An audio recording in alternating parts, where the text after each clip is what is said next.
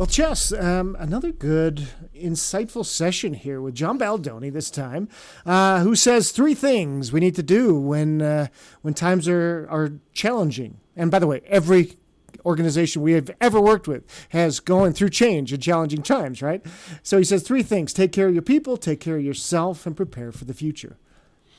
The thing that I love about John's work around grace is, we talk a lot about, leading with gratitude and taking care of yourself as far as anxiety in the workplace. And these are softer skills in a lot of people's minds. And yet they're really hard skills, right?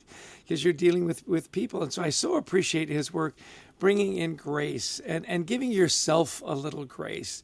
So often we're so hard on ourselves. We're a lot harder on ourselves than anybody else would be. I loved his takeaway there at the end is, give some grace to yourself as well as the people around you. It was one of my big takeaways. Well, and I think you're right, especially, you and I, we work with a lot of leaders, maybe who've just been promoted, and now they're leaders of leaders, and maybe they were a director, now they're a vice president, they got more.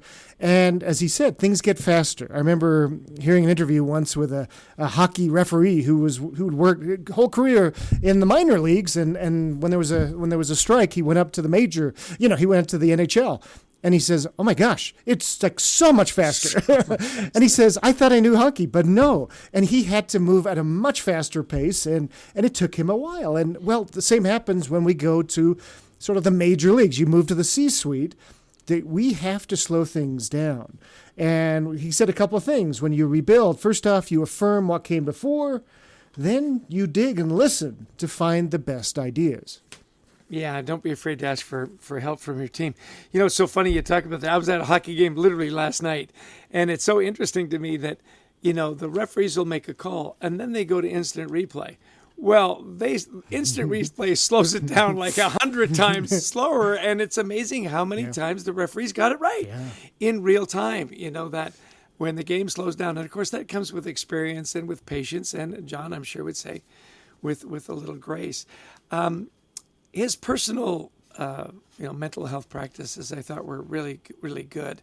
Sometimes we think, it's got to be meditation and a rigorous, diet and exercise workout. And he goes, look, I play the piano and I golf with my friends. Mm-hmm. And that really does it for him. And, family includes his grandkids. I think sometimes we say, okay, I've got to have this mental health regimen, and it's got to be meditation and for half an hour, and right, and we make it more complicated than it is. Hey, go for a walk. Hey, go play golf with your buddies.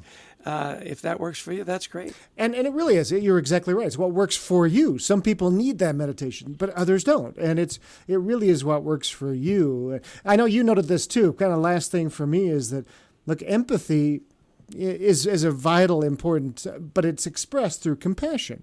And I think that's really good. And as we've mentioned before, it's not, bummer, dude, let me help you. That's nice, but that's more sympathy. Compassion is understanding in yourself a time when you've struggled through something, and then kind of getting to that point so that you're able to really be compassionate to somebody versus, let me fix this for you.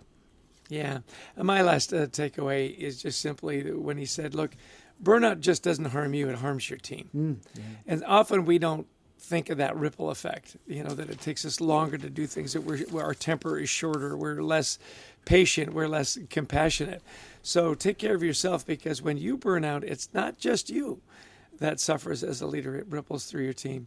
Well, we don't get to do all this great stuff without a great team. And we want to give a special thanks to Brent Klein, our amazing producer, and Christy Lawrence, who helps us find all these amazing guests. And of course, all of you that listen in. We hope that if you've enjoyed the podcast, that you download it and you share it with friends and family. So I'll leave the big finish to you. Oh, wow. Thanks. Yeah. Well, we'd love you to visit thecultureworks.com. That's thecultureworks.com, because there's a bunch of free resources like the first chapter of our book, Anxiety at Work. And that is a best-selling book, right, Chess? Yeah. Oh, it's amazing. Yeah, I know the authors. They're wonderful. And we love speaking to audiences around the world, virtually or in person, on the topics of culture, teamwork, resilience. So give us a call. We'd love to talk to you about your event. And Chester is now going to say something because... Brent, you're probably wondering. And listen, it's been great being with you here today. We'll see you on the next edition. Take care and have a great week of mental health. Good mental health.